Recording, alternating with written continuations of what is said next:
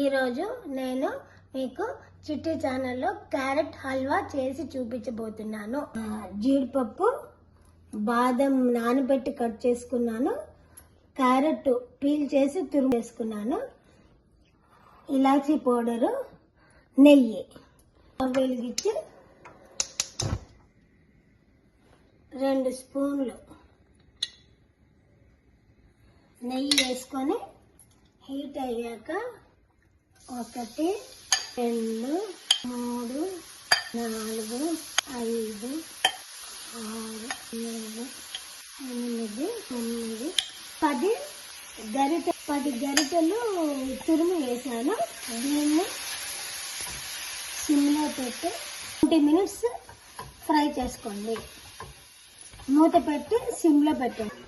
వేయించాను కదా. ఇప్పుడు 1 2 3 4 కప్పులు మిల్క్ వేసుకొని దీంతో 5 కప్పులు పాలు వేసుకొని కలుపుకొని ఉడకబెట్టుకోండి. ఇప్పుడు 15 మినిట్స్ అయిందండి. ఇలా ఉడికింది మెత్తగా. 10 గరిటెలు కూర వేసాను కదా, క్యారెట్ కూర. ఇప్పుడు 1 2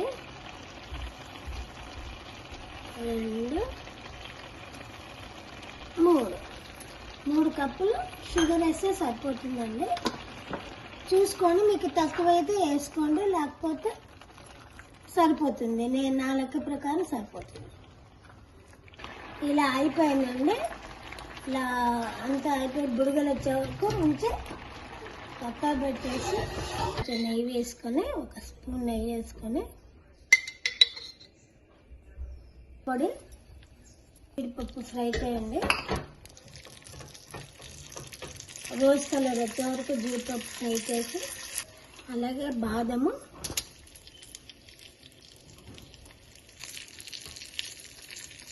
ఇది వేసేయండి. ఇది స్టవ్ కట్టేసి దీంట్లో వేసుకోండి.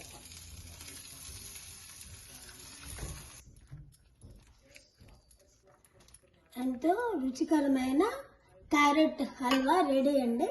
మీకు గనక ఎంతో రుచికరమైన carrot halwa, healthy, tasty halwa నచ్చితే గనక మీరు ట్రై చేయండి. ట్రై చేసి లైక్ చేయండి, షేర్ చేయండి, సబ్స్క్రైబ్ చేయండి. Thank you.